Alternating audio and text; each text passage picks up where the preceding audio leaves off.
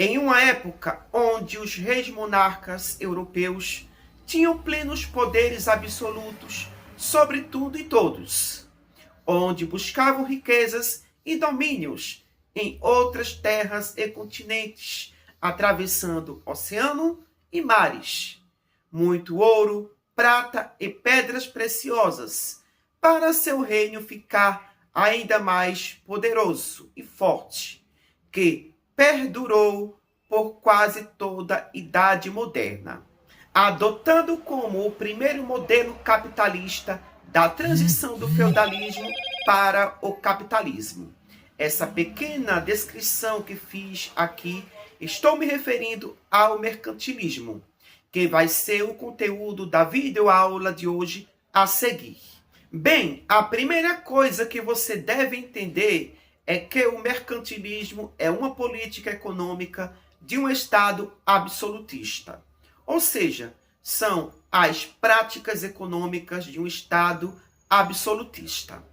E digo mais, o mercantilismo é a primeira forma de modelo econômico capitalista e a transição do sistema feudal para o sistema capitalista. Assim como o socialismo é a transição intermediária e estagiária do capitalismo para o comunismo, assim é o mercantilismo do feudalismo para o capitalismo.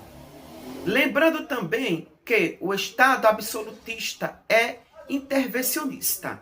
A intervenção do Estado absolutista na economia se deu mediante ao mercantilismo. O Estado absolutista, através do mercantilismo, visava o enriquecimento e o fortalecimento econômico, principalmente o acúmulo de riqueza para os estados modernos nacionais europeus. Para o enriquecimento e o fortalecimento ser possível, alguns meios foram adotados, algumas medidas foram adotadas, onde vou mostrar e listar para vocês as bases e os pilares da política econômica mercantilista. Primeiro pilar ou base, metalismo.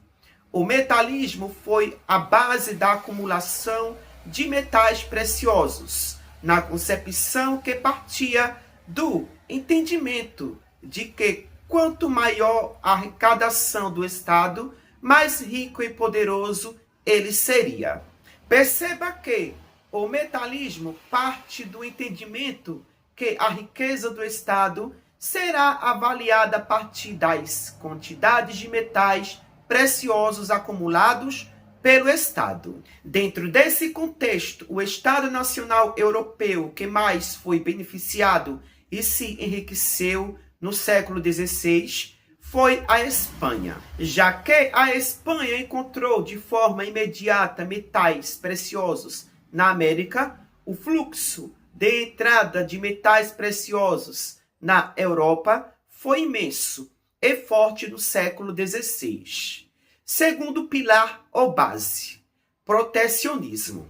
Alguns estados europeus procuravam se enriquecer através de medidas protecionistas, como, por exemplo, elevação de taxas alfandegárias para dificultar a entrada de produtos estrangeiros.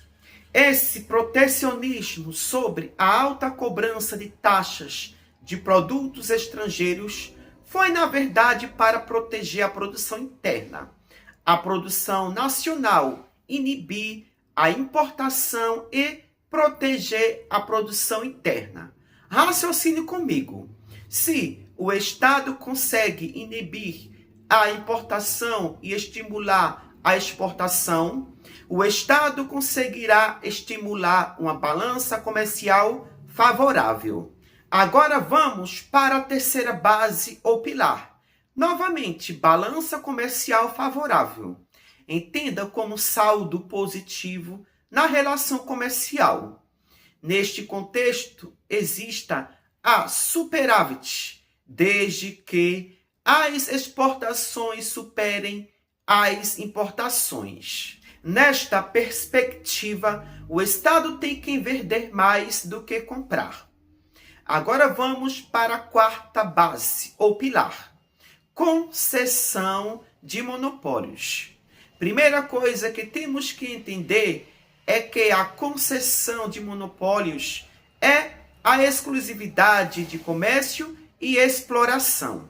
Os Estados nacionais europeus usufruíram de alguns monopólios, de algumas exclusividades. Em alguns determinados momentos, passavam essas exclusividades para particulares, onde particulares pagavam ao Estado para desfrutarem de alguns monopólios. E era dessa forma que o Estado ficava forte, soberano e cada vez mais rico.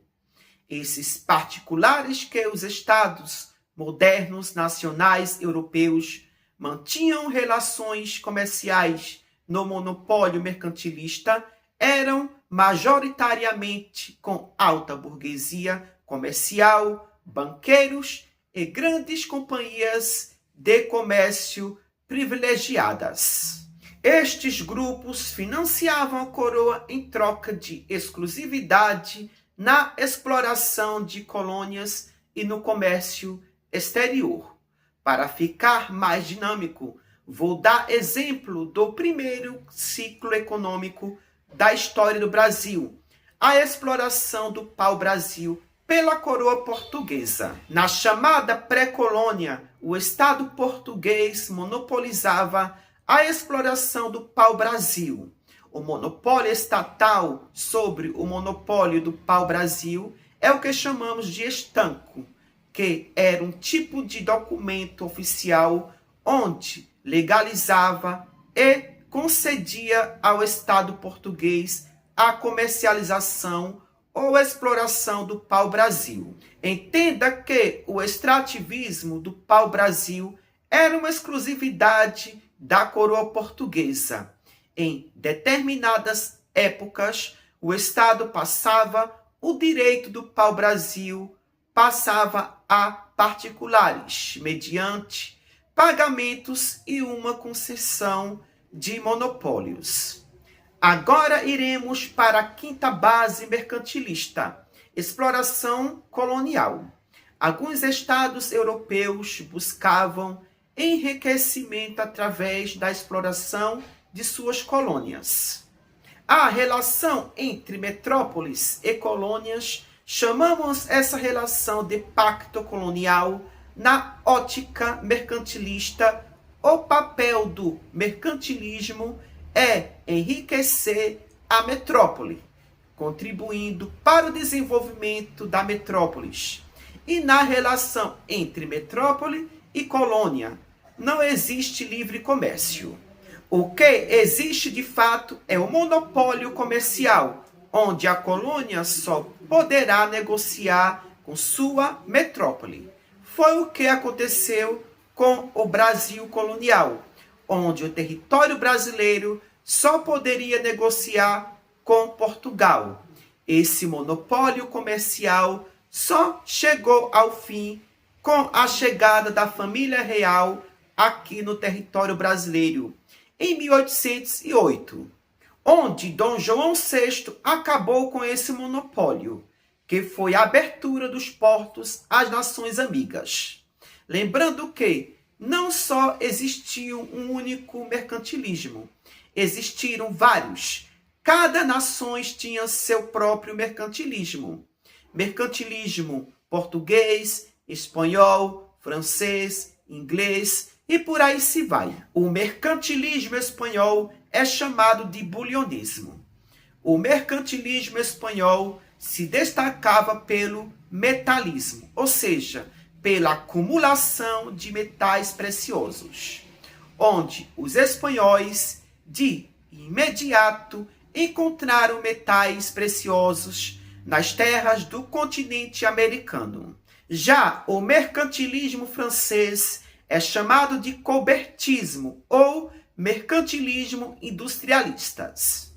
O mercantilismo francês se destacava pela produção de luxo, com produção manufatureira com destaque para artigos de luxo, como, por exemplo, leques, porcelanas, perfumes, tecidos, dentre outros.